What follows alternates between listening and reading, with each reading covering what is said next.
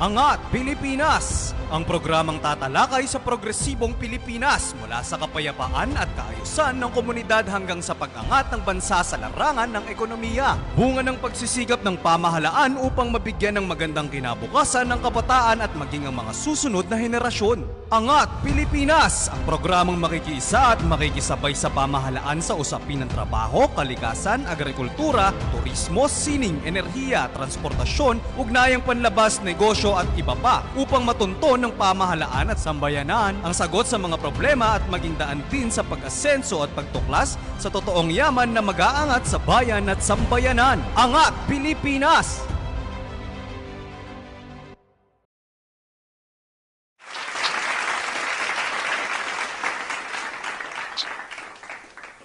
Magandang hapon po sa lahat ng sumubaybay, sumusubaybay at susubaybay sa Media House Express, Home of News and Entertainment dito sa ating programang Angat Pilipinas. Ngayong araw po ay Martes at ako'y nagagalak dahil napagbigyan po tayo ng isang mahalagang tao o isang lingkod bayan na nagseserbisyo po sa isa sa pinakamalaking lungsod sa Metro Manila. At bigyang daan po natin ang pagbati ng ating ang aking ipinagmamalaking panauhin. Walang iba po kung hindi ang hepe ng Public Information Office ng Manila Police District. Walang iba kung hindi si Police Major Philip Ines. Major, magandang hapon po. Ate Lea, isang pagpalang hapon sa iyo. Ganun din sa mga nakatugaygay at nanonood sa inyong programa ngayon. Opo. I-express ko lang talaga, Major, na ikaw ay, ako'y natutuwa dahil napagbigyan mo ako sa aking request na nung una ay, dahil nung una hindi mo ako napagbigyan dahil napaka-busy mong tao. Alam ko yan.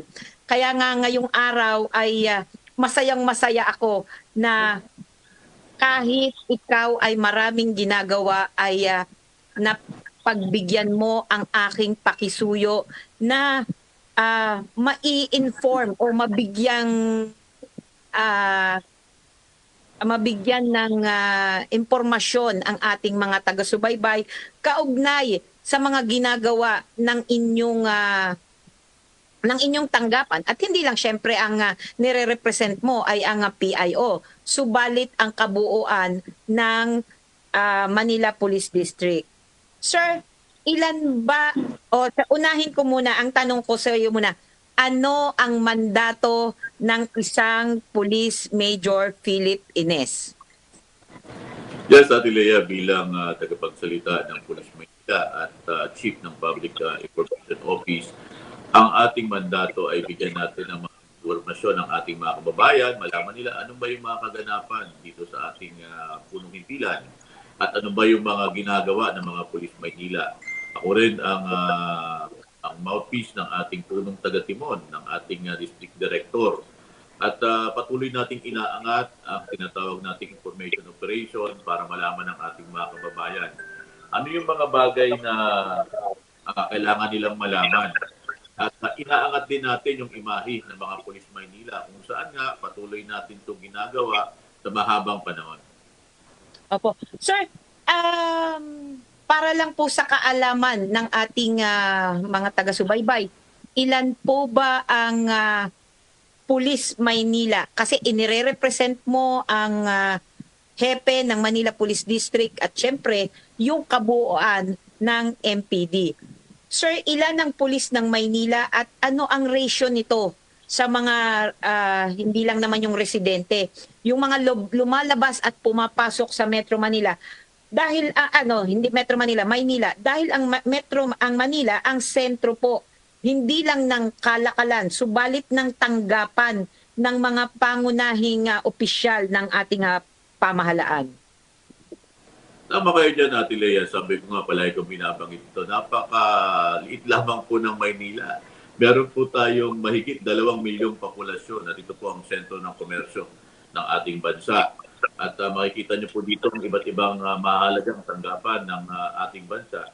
Kung kaya nga, sabi nga natin po, ito pong ating lungsod ay patuloy po nating inaangat yung pagbabantay para dun sa ating mga kababayan. Hindi lamang yung mga taga-lungsod ng Maynila, pati na rin yung mga kababayan nating dumadalaw dito sa lungsod ng Maynila, nakikipagpalitan ng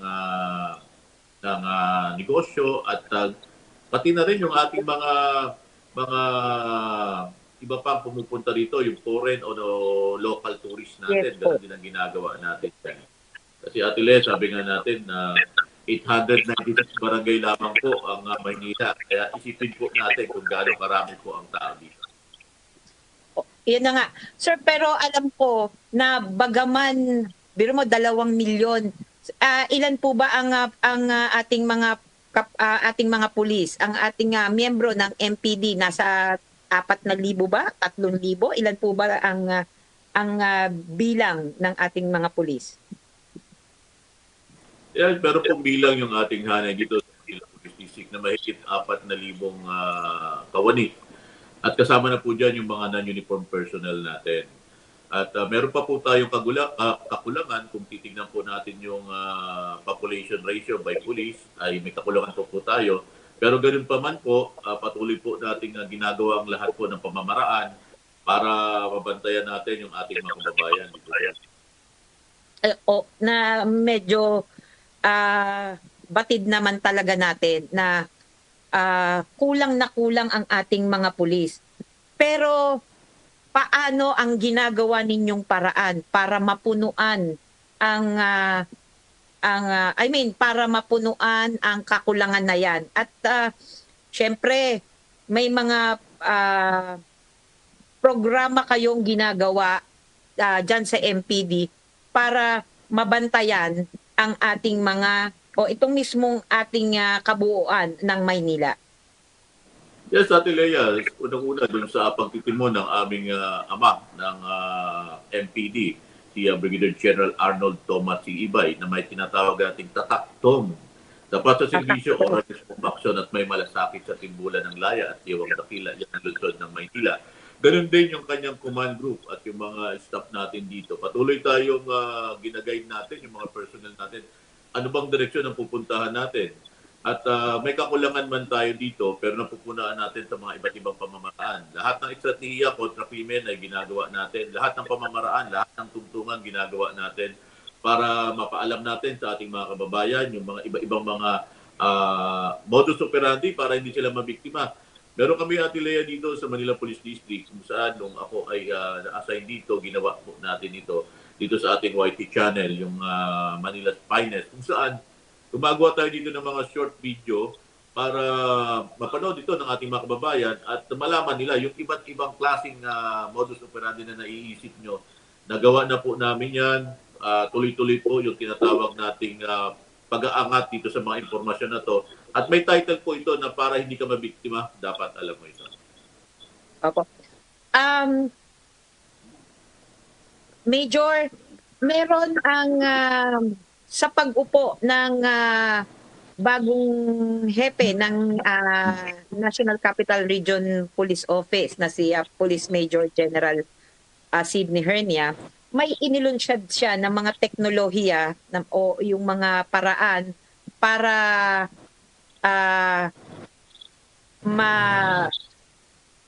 mapabilis ang aksyon ng PNP.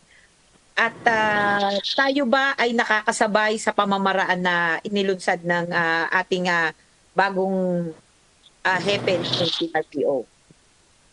Yes, Ate Lea, kung saan tama po kayo doon. Meron po tayong tinatawag nating ECOB.ph kung saan nakapaloob dito yung ating LERIS. Acronym po ito, yung ating Law Enforcement Reporting Information System, kung saan tuloy-tuloy po natin itong ipinapaalam sa ating mga kababayan para mapabilis po yung kanilang pag-report sa ating mga kapulsan. Pwede po sila mag-send doon ng mga video, ng mga image, at madali po itong ma-responde yan.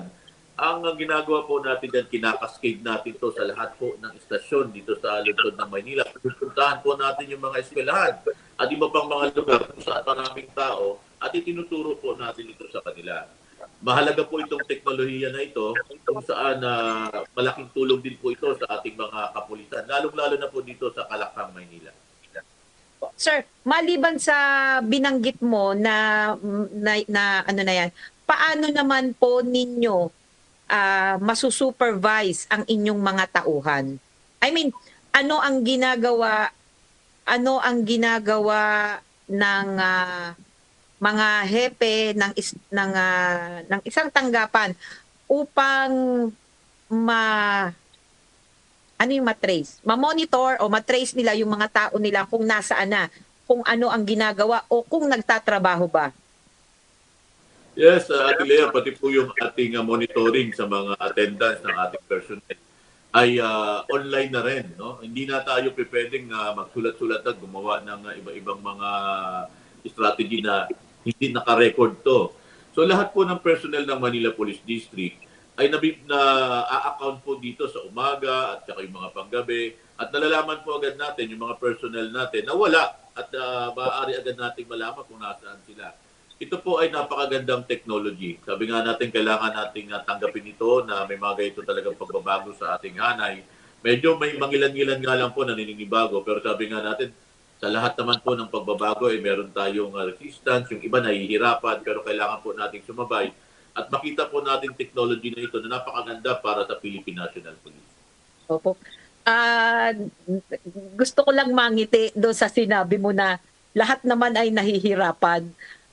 Actually, matagal na yung mga technology pero sa totoo lang, Major, ako ay hindi makasabay.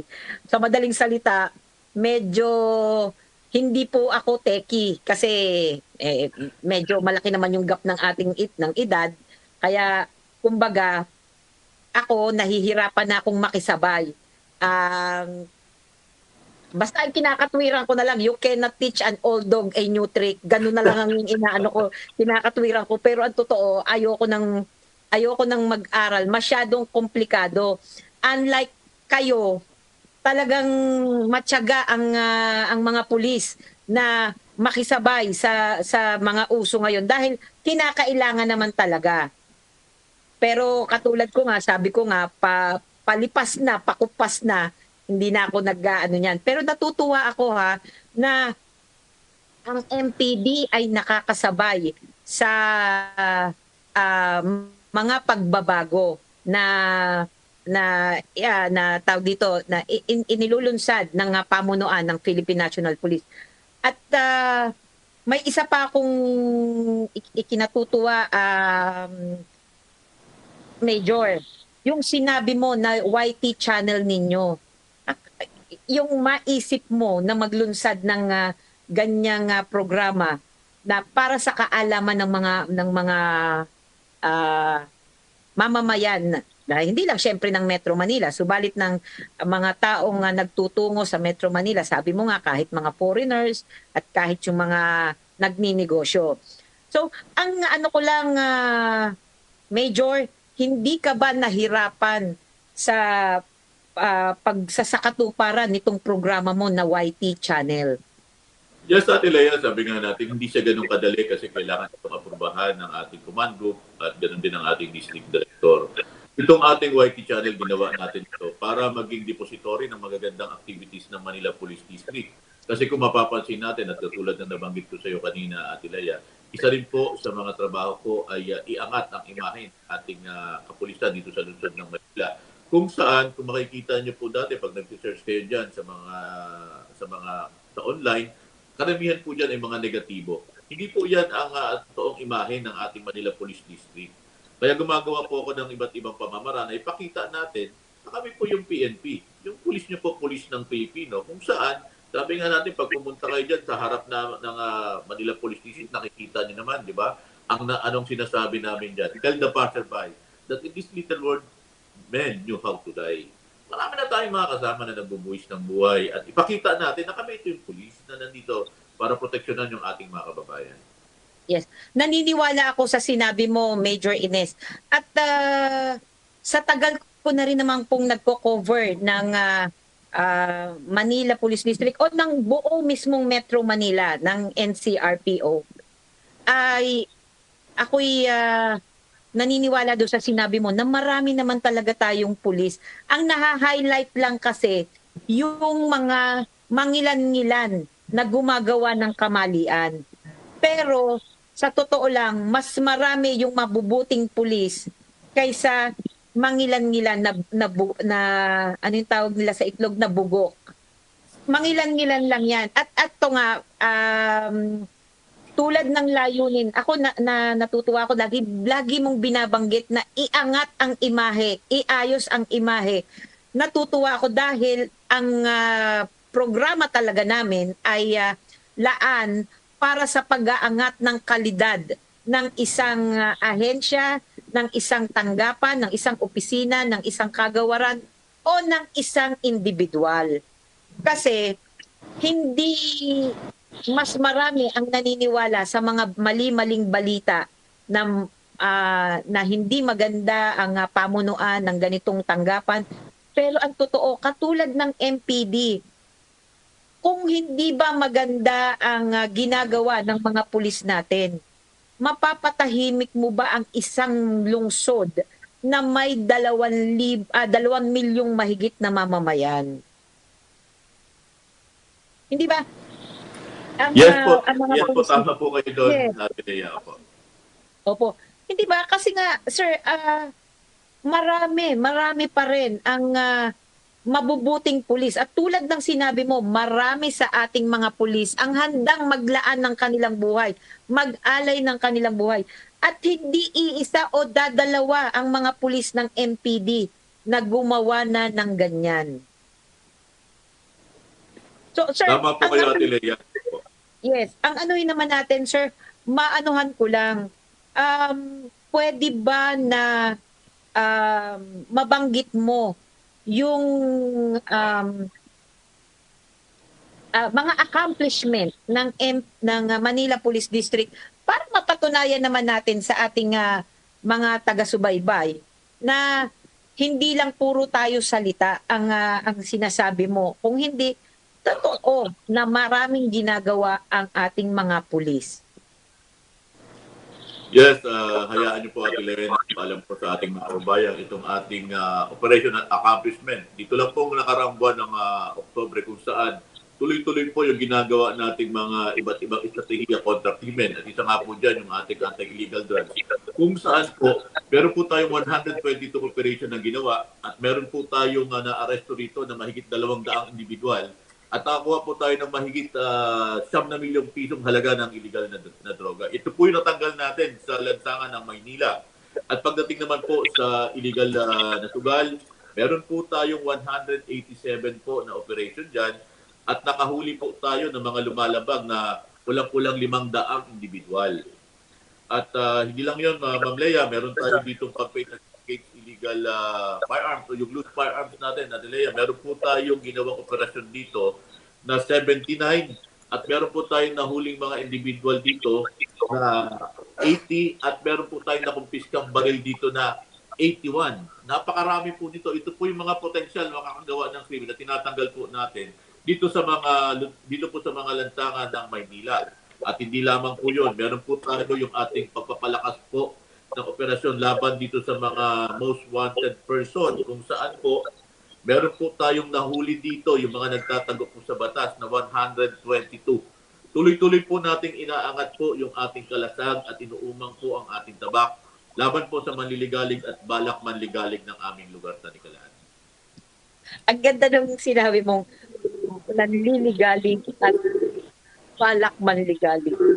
Na parang anong bang lalawigan mo? Ano bang probinsya mo, Major? At angat ko na, Colonel na. Kasi Major po. yung Yes, Ate Lea, laki po akong probinsya ng Mindoro at sabi ko po, literal po, kung yung akin pong lolo ay sila po ang nagtayo ng Sablayan Prison and Penal Farm. 1956 po yan. At doon po ako lumaki. Kaya sabi ko nga, literal po akong pinanganak, lumaki at nagtrabaho sa kulungan bago ako naging pulis. At siguro po dahil hindi po tayo magaling sa mga lingwaheng banyaga, ginagamit lang po natin itong litanya natin na madalas natin at kaka-proud po natin gamitin. Major, ano ko lang ha, yung iniraran kasi yung mga accomplishment ninyo na ano yung na-amaze ako na 81 na barel ang reported ninyo na huli for the month of October. Yes po. Sir, ano yan? Sir, operasyon lang na yun yung dati, meron tayong tawag dati, Oplan Katok or huli sa mga huli sa mga yung mga criminal, sa mga suspect. Ate Lea, ito yung mga police-initiated operation. Hindi po kasama dito yung Oplan Katok. Ito po yung nahuhuli natin dun sa mga anti-criminality campaign natin. At nakita niyo naman po yan. Nakita niyo po yung aming pong nilalatag ng mga accomplishment. At ito naman po talaga ay kayagan at nakikita po at nararamdaman ng kababayan natin sa lungsod ng Maynila. Ito pong 81 na loose firearms na ito po yung mga potensyal na maaaring magamit sa krimen. Kaya nakita niyo po yung mga pulis Maynila, sabi ko maaaring mapagal ang aming physical na katawan. Ngunit ang isipan ay dapat ay hindi. Tuloy-tuloy lang po yung gawin natin. Ito pong mga loose firearms na ito, magagamit ito. Lalo na po ngayon, malapit na po ang ating halalan. At hindi po tayo tumitigil na mapanatili natin na maayos, may katatagan ng ating lugar tanigalaan dito sa lungsod ng Maynila. Oo. Na kung pala isasama siguro yung Oplan Katok, abay napakarami palang barel na maaaring na makumpiska ninyo. And ito yung 81 na huli ninyong barel, Major, paglalagay na ito ng buhay ng ating mga pulis sa balag ng alanganin. Alam mo yung paano kung yung huli nila sa operasyon na yan ay manlaban or may intensyong manakit. Hindi ba ang pulis din natin ang tawag dito, ang malalagay sa balag ng alanganin? I mean, hindi ba pag ano pa rin yun, isa sa mga magagandang ginagawa ng ating mga pulis? Yes, Atle, totoo po kayo dyan. Kaya nga po nakita natin na tuloy-tuloy po yung ginagawa natin ng mga iba't ibang estratehiya kontra krimen. At nakikita naman po natin ang resulta. Patuloy pong bumababa yung mga binabantayan natin dito na mga 8 focus crime. At kung saan po, ngayon pong buwan po ng Oktubre, nakaraang buwan po ng Oktubre, meron po tayong pagbaba ng krimen at yung crime solution efficiency po natin. Ibig sabihin po, kung may nangyari po krimen at hindi natin napigilan dahil hindi naman natin saklaw ang kanilang pag-iisip, nakikita naman po natin, nasusolve po agad natin, nahuhuli po natin, at nabibigyan natin ng katarungan yung mga taong kanilang, sabi nga natin, ay nagawa ng hindi maganda. Kaya po nakikita po natin dito, yung crime solution efficiency ng Manila Police District ay napakataas. At hindi lamang po ito trabaho ng iisa, kundi ng kabuuan po ng mga Police Maynila. Yan ang gusto ko. Yan ang sa mga sinabi mo na hindi sinosolo ang kredito. I mean, talagang yung pagkakabanggit mo lang na hindi isang Police Maynila lang, subalit yung kabuuan. Sabihin, lahat nagtatrabaho, lahat kumikilos. Sir, pagdating sa droga, ano yung stand ng Manila Police District? Yes, Mumble, tuloy-tuloy yung ginagawa nating operation dyan. Kung saan nga makikita niyo po dyan, mahigit 7 na milyong halaga ng illegal na droga ang nakumpiska natin at nakahuli po tayo ng mahigit 200 individual. At kung mapapansin niyo po dyan, kami po talaga ang contributory ng pagsisikip ng mga piitan dito sa Manila City Jail. Pero hindi po tayo tumitigil dyan. Hanggang, sabi nga natin, may mga lumalabag, nandito po yung mga polis natin para ipatupad ang batas. Alam natin na hindi talaga lahat matutuwa sa atin, pero ang mahalaga po dito, ano po ba yung intensyon natin? At saka bakit po ba tayo nandito? Ano po ba ang purpose natin? At ano po ba ang trabaho natin? Proteksyonan ng ating mga kababayan, maging mapanatiling maayos, may katatagan ng ating lungsod, at maramdaman po tayo ng mga kababayan natin. At hindi lang mga kababayan natin, pati na rin siyempre yung iba pang mga pumupunta dito sa lungsod ng Maynila. Ang galing mo, Major. Dapat sa'yo, PIO na ng spokesperson na ng buong NCR. Ay, hindi, Ate Lea, alam niyo naman po tayo, pag sabi nga po, uring manggagawa lang po tayo, trabahador lang po tayo ng mga mamamayan ng Luzon ng Maynila. Hindi. Pero the way you talk, the way you speak, I mean, dire-diretso, walang paligoy-ligoy at hindi anong tawag dito? At hindi nagbabakel sa sinasabi. Ibig sabihin, lahat ng sinasabi mo ay totoo at nangyayari. Kasi yung iba, nag-iisip pa.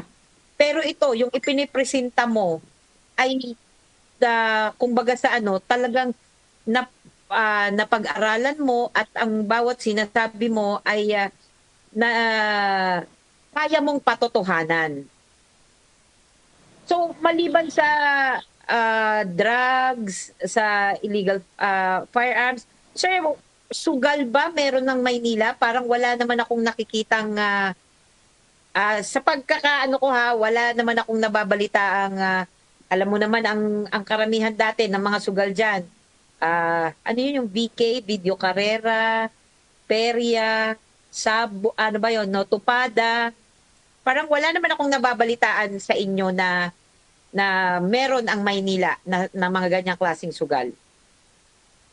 Wala na po tayong ganun na Ma'am dito sa Luzon ng Maynila. Ang nahuhuli po natin dito kalimitan yung mga naglalaro ng mga baraha, yung kung ano man yun, pusoy ba yan, pongkit ba yan, o ano pa man yan, yung mga dice at saka yung carapus.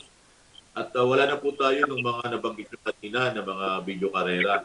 At mapapansin nyo po nga dyan, kahit ganun pa man, tuloy-tuloy yung ginagawa natin. Hindi lamang po tayo nanguhuli, ginagawa din po natin yung tinatawag natin na plan paalala sa mga bawat barangay na sinasabi natin na meron tayong mga tuloy-tuloy ginagawa natin operation against dito sa mga illegal gambling. At kung hindi po sila tumitigil, nakikita naman po natin. Meron po tayong nahuli dito na kulang-kulang 500 sa loob lamang po ito ng isang buwan. Kaya sabi ko nga po, doon sa matitigas ang ulo at ayaw pa rin pong tumalima dito at patuloy pa rin lumalabag sa batas, wala po kami magagawa kundi ipatupad ang batas, ulihin natin sila, sampahan natin sila ng kaukulang reklamo. At naniniwala ako sa sinasabi mo. Kasi balitang-balita naman na ito, ano naman noong mga panahon noon, very common yung sinasabi na ang district director ay tumatanggap. Pero ngayon, sa pagkakaalam ko, ang inyong district director ay no-take policy. Yes po, Ate Lea. Sabi nga ng aming district director, unang-una si Sir Ibay ay dito po talaga nahubog sa lungsod ng Maynila. Nag-start po siya ng PCP commander, naging station commander po siya ng iba't ibang istasyon dito, naging chief directorial staff po namin siya dito, at dito rin po siya nakatira. Kaya sabi nga natin, wala po kaming pwedeng ilihim sa kanya. Alam niya po yung mga kalagayan ng Maynila, alam niya po ang kalagayan ng peace and order dito. At yung sinabi niyo po kanina, yun po ang pinatutunayan niya. Sabi nga po, set up by example. He is the leader who walks his talk.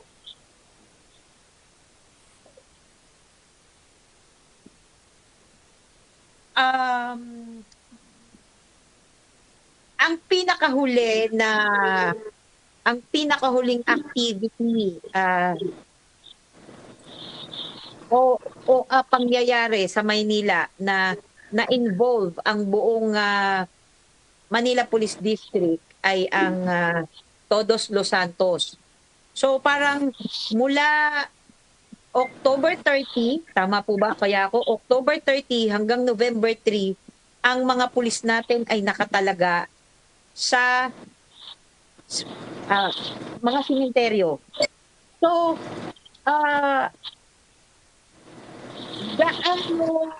ano ang mga ginawa ng ating mga pulis para maisaayos yung peace and order sa mga simenteryo dyan sa Maynila?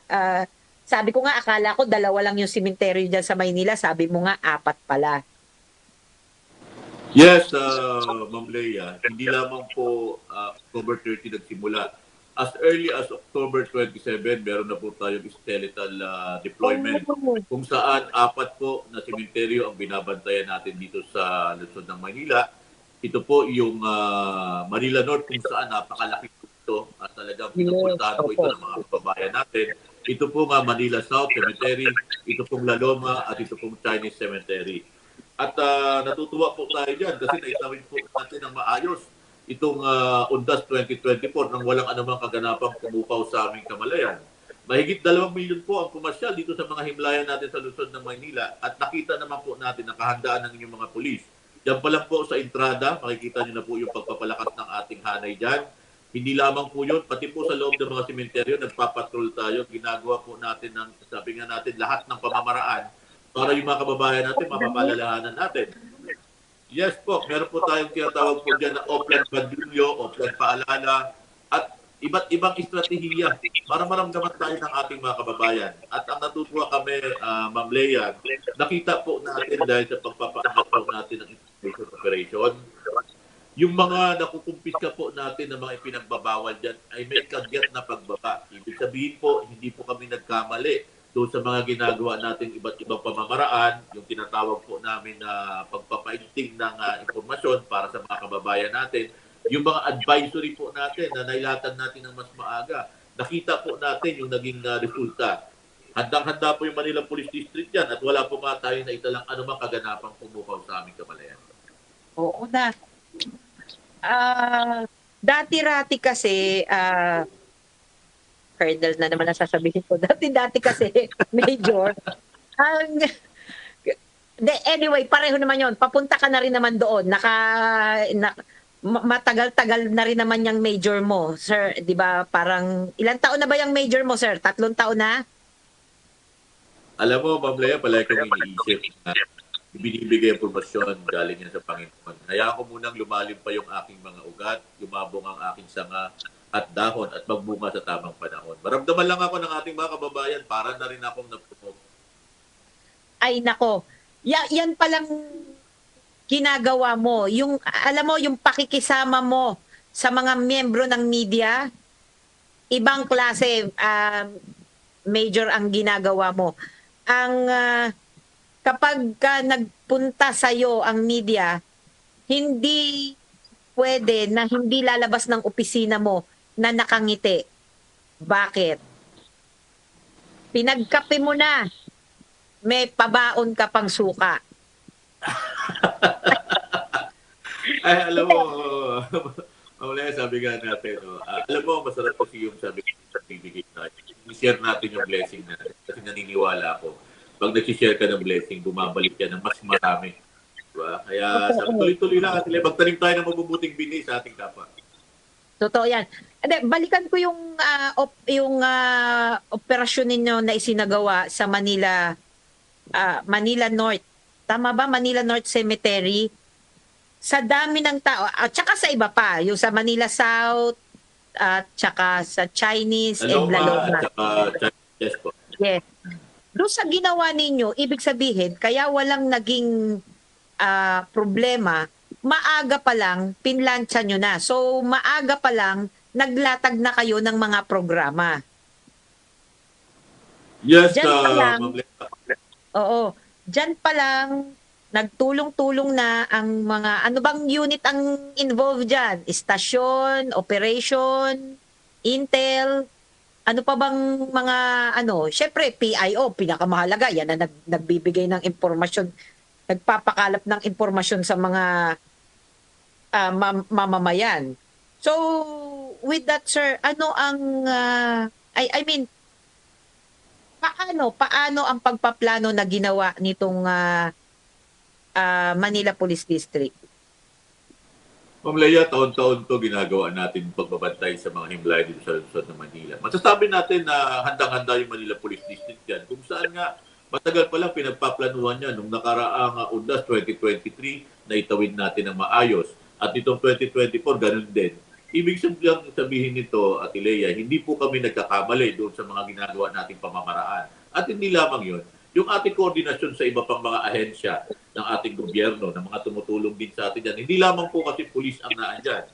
Nandiyan din po yung iba pang mga ahensya ng gobyerno katulad po ng MMDA, MTPB, JTF, at yung mga force multiplier natin na tumutulong yan. Voluntary yan, pro bono yan, hindi nagbabayad, walang bayad yung mga yan.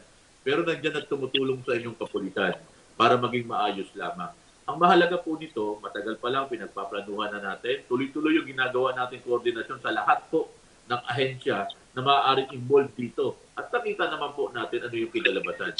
Diyan lamang po, Ma'am Lea, sa Manila North Cemetery, mahigit po 1,000,000 at 6 ang bumisita po dyan. Hindi pa po kasama yung 3 cemetery na nababanggit ko. At doon po sa kabuuan yan, Ma'am Lea, meron po tayong mahigit 2,000,000 at 2 ang pumunta sa mga himlayan dito. At wala po tayong anumang insidente na naitala dyan. So, maganda ang resulta, maganda ang inyong ginawang pagpaplano, maganda ang inilatag na programa ng MPD sa pamumuno ng ating District Director na si Police Brigadier General Tomas Ibay. Sir, may isa lang akong na puna sa sinabi mo. Ang parang sa pananalita mo, ipinagmamalaki mo ang inyong force multiplier. Kasi talagang ibinida mo yung force multiplier mo. Hindi man mahaba yung sa sinabi mo sa kanila. Pero may diin yung pagkakasabi mo yung ating force multiplier ay tumutulong, nagseserbisyo ng walang kapalit, walang bayad. So, sir, ano naman ang nakukuha ng mga ito sa pagtulong sa ating mga pulis o dyan sa MPD? Yes, maraming salamat Ate Len, nabanggit muli yan. Talagang malaki yung ating pasasalamat sa kanila. At sabi nga natin, pro bono ito, wala itong bayad sa kanila. Pero ginagawa nila ito ng bukal sa kanilang kalooban. At sabi nga natin, sa lahat ng bagay, hindi magtatagumpay ang inyong kapulisan kung wala itong tulong galing sa ating community. Kasi nga, sabi nga nila, di ba, the police is the community and the community is the police. Kung tayo ay magtutulungan, walang bagay na mahirap. At nakita naman natin yan, bukod doon sa mga uniformado nating mga personnel, may mga kasama pa tayo ng mga force multipliers at nakakatuwa yan kasi nga ano yung mga NGO ito na tumutulong sa atin na ibig sabihin lamang ito, may malasakit sila para dito na maiayos natin ito, maitawid natin ng maayos at ito nga ang tinatnan na itawid natin ng maayos ito Pundas 2024. So, yung tanong ko ay mali pala. Sabi ko, ano ang nakukuha nila mula sa inyo? Kumbaga, ang kabayaran sa kanila is yung maayos na serbisyo ng PNP sa komunidad. So, yun lang ang nakukuha nila, napapala nila sa pagtulong sa MPD. Tama yung sinabi mo the community is the police and the police is the community. So talagang hindi magtatagumpay ang anumang programa para sa kapayapaan at kaayusan kung hindi mismo ang komunidad ay tutulong sa ating mga alagad ng batas. Yes po, Ma'am Le, totoo po yun. Kaya nga sabi natin, nakikita nyo po yan na nagiging matagumpay ito dahil na rin po sa cooperation ng ating mga kababayan. At yan po palagi natin hinihiling sa kanila na patuloy nyo pong suportahan ang inyong Philippine National Police. At sabi nga natin, nakikita natin na patuloy po tayo gumagawa ng iba't ibang pamamaraan para maramdaman tayo ng ating mga kababayan. Dito po sa lungsod ng Maynila, nakita naman po natin na hindi pa sapat yung aming bilang.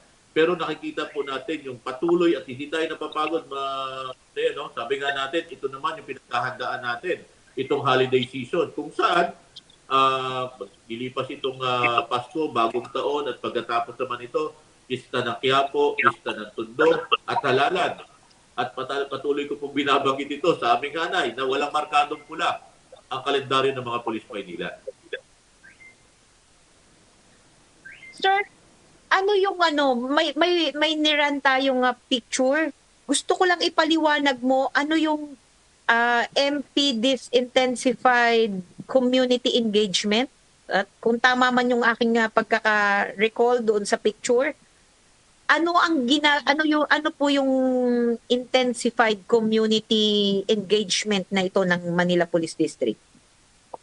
Yes, kung mapapansin niyo po doon sa larawan na nakapost dito, Intensifies pala. Sorry, Apo. medyo mali ang basa ko. Opo. Apo. Ito po yung nakikita natin na LERIS. Natin. Ito po yung LERIS na sinasabi namin, yung Law Enforcement Reporting and Information System. Kung saan po, hindi lamang po sa iba't ibang istasyon, pati po sa mga eskwelahan at lahat po ng pwede nating pinupuntahan po natin para ipaalam natin sa ating mga kababayan. Ano po ba itong sinasabi nating teknolohiya na ito na napakabilis nating magagawa ng informasyon, makakapag-report tayo sa informasyon ng accurate, may picture, may video, malalaman natin, marirespondihan sila ng mabilis. Kaya nga po sabi natin, kailangan po nating akapin yung mga bagong technology na ito para po, sabi natin, mapagsilbisyohan pa natin ng maayos yung ating mga kababayan. Pero sir, eto medyo parang komplikado yung LERIS kasi sir, kung hindi ko makuha yung right ano. Pero sir, paano kung halimbawa may mga manloloko lang, gagamitin lang yung is that an app yung LERIS kung halimbawa gagamitin lang, lolokohin lang, susubukan lang kung gaano kabilis magresponde ang pulis. Ano po paano natin ma-filter? Paano natin masasabi na yung humihingi ng tulong ay fake o hindi?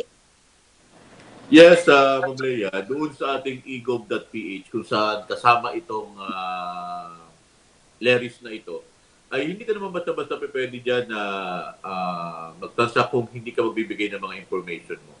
Diba, kailangan mo dito ng email address mo at other information para malaman natin na ito bang mga humihingi ng tulong ay talaga bang ito ba ay talagang mga lehitimo na talagang mamamayan natin o baka naman mga bogus account ito. Tinatanggal po natin yan dyan kasi kailangan po natin ng agarang responde, kailangan natin ng agarang tulong dito sa ating mga kababayan. Kung sasamahan po natin ng mga ganito at hindi po natin ito ma-address, magkakaproblema po tayo.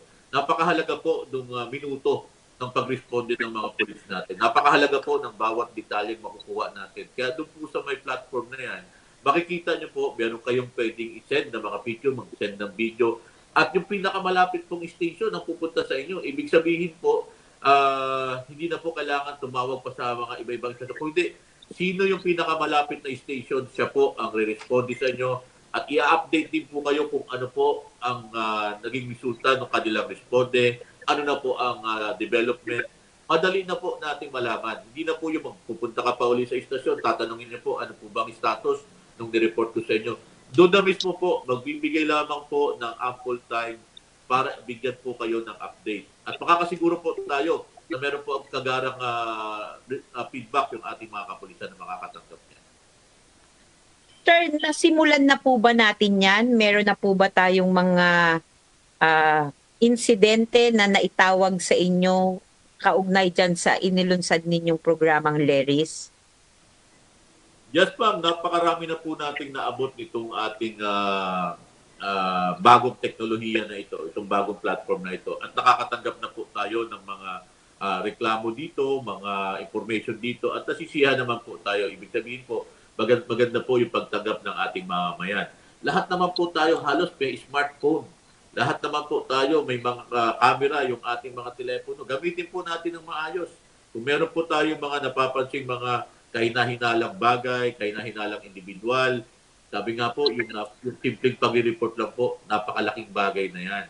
At palagi ko po binabanggit ito, Ma'am Leia, na ang Police Maynila ay nasa dulo lamang po ng inyong mga daliri. Maaari niyo po kaming tawagan, i-message sa aming social media account, at lahat po ng komunikasyon na pwedeng gamitin ay binibigay na po namin para wala pong dahilan na hindi nyo kami matatawagan o marireach ang anyong Philippine National Police. Sir, dito sa LERIS, hindi ba pumapasok yung Data Privacy Act? Kasi minsan ang nagiging problema sa mga ganyang impormasyon ay yung Data Privacy Act. Ma'am Leia, dito naman sa LERIS natin, ang sinasabi dito, pag meron kayong masasaksiyang mga krimen, meron kayong i-report, pwede niyo pong i-send dito, punan ng video, punan po ng larawan yan, at isi-send. At makikita niyo po yung mabilis na response ng ating mga personnel na makakatanggap niyan.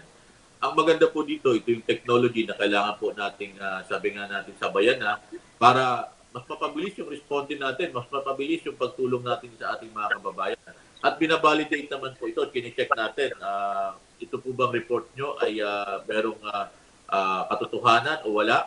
Pero ganun pa rin po, sabi nga natin, ipapacheck pa rin natin sa ating mga police on the ground kung ano po ba talaga yung nire-report nyo.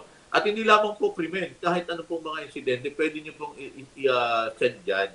At makakaasa po kayo doon sa iba't ibang mga serbisyo ng ating gobyerno. Kung emergency man yan, kailangan nyo ng ambulance o ano pa man. Diyan na po, pwede na po tayo makahingi. So, maganda pala ang programang ito na LERIS. Pero, sir, gaano ang pinakamabilis na responde at ano hanggang ano naman yung pinakamabagal? I mean, yung syempre, although lahat naman po nagmamadali when it comes to emergency. Pero yung response time, wala po ba tayong ibinibigay na ilang minuto, ilang oras para lang masabi na umaksyon ang ating pulisya? Ma'am Lea, makikita po natin dyan yung mabilis nating aksyon pag natanggap natin yung kanilang mga reklamo o yung kanilang mga impormasyon. Meron po record dyan doon kung malalaman doon kung gaano kabilis ang responde ng pulis natin. At hindi lamang po yung responde ng pulis natin dyan. Kung hindi, ano po ba yung naging resulta ng kanila pong responde? At yun po yung tinitingnan natin dyan. Hindi po natin binibigyan kung gaano kabilis at gaano kabagal sila dyan. Kasi depende po yan sa pag-receive natin ng kanilang mga impormasyon. Once na na-receive po natin yan, dinidispatch po yan, natatanggap po yan ng police natin dito kasi nga yung sa technology natin. Kung sino pinakamalapit, yung po agad ang re-responde. At makikita po natin, gaano po kabilis lumisponde yung police doon.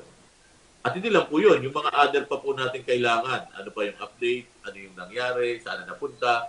Lahat po yun nakalagay na doon sa ating information system na yan. Maganda. Pero maganda rin sana ang usapan natin kung madadagdagan pa ang oras natin. Kaya lang, medyo kapos na po tayo sa ating oras. At gayon pa man, ako'y masaya na nakatalakayan kita at nakapagbigay ka ng magagandang impormasyon sa ating mga taga-subaybay. Major, meron ka pa bang nais ihabol or idagdag sa ating mga napag-usapan bago tayo magpaalam? Yes, Ma'am Lea, papasalamat lang ako na binigyan niyo kami ng pagkakataon, maibigay namin yung mga ganitong impormasyon sa ating mga kababayan, sa inyong mga tagapakinig at mga nakasubaybay sa inyong programa. Makakaasa kayo sa ilalim ng aming District Director, yung tinatawag naming The Phenomenal General, na meron tayong ibayong serbisyo para sa Manileño. At gusto ko rin ipabatid sa inyo na itong ating mga Police Maynila na may mga darating tayong mga iba't ibang mga activities ngayon ay maaasahan nyo kami na palagi kaming nandyan 24/7. At Ma'am Lea, maraming salamat muli dun sa ating mga kababayan. At batiin ko na rin siyempre yung ating command group at yung mga staff ng Manila Police District at yung mga tao ko rin dito sa Public Information Office. Sila Nash, sila Princess, at yung iba pang mga dito, yung aming kasama dito, si Chief Clerk namin dito, si Arlan, at saka yung mga OJT natin, galing ng EYAC at ng St. Jude, nandito rin at nakatugay-gay sa atin. Alam ko sa pamamagitan ng iyong paggabay sa mga tao mo at dyan sa mga nag-OJT sa'yo, mapupunta sila sa magandang ano yung tamang term, hindi sila maliligaw ng landas dahil lang yan sa paggabay mo. Kaya sana hindi ka naman nila pabayaan pagdating ng sila naman ang nasa kanilang dapat kalagyan na. yung mga, kasi sinasabi ko, yung mga nag-OJT, kasi time will come, malalaos tayo, sila naman ang, yes, ang nandyan. Kaya malamang, sa alamang, hindi kanila malilimutan dahil alam nila na hindi mo sila dadalhin sa kasamaan. Yes po, Blair, sabi ko nga palagi, last word na lang ito, sabi ko nga ganun, darating panahon lilipas tayo, itutupin natin ang ating uniforme. Nasabi lang natin ang totoo sa sarili na nagawa ko yung parte ko na nasa servisyo ako. Yun lang ang dapat natin palalitan. Wala nagtatanim ng kamote na bubunga ng mangga. Maraming salamat sa oras na ibinigay mo sa Angat Pilipinas, Major Filipines. Mabuhay ka po. At sa lahat ng sumusubaybay at susubaybay sa Media House Express, Home of News and Entertainment, dito sa ating programang Angat Pilipinas. Magandang hapon po at tulad ng aking laging sinasabi, ingat po tayo lagi. Dito sa MHE, kami kasama nyo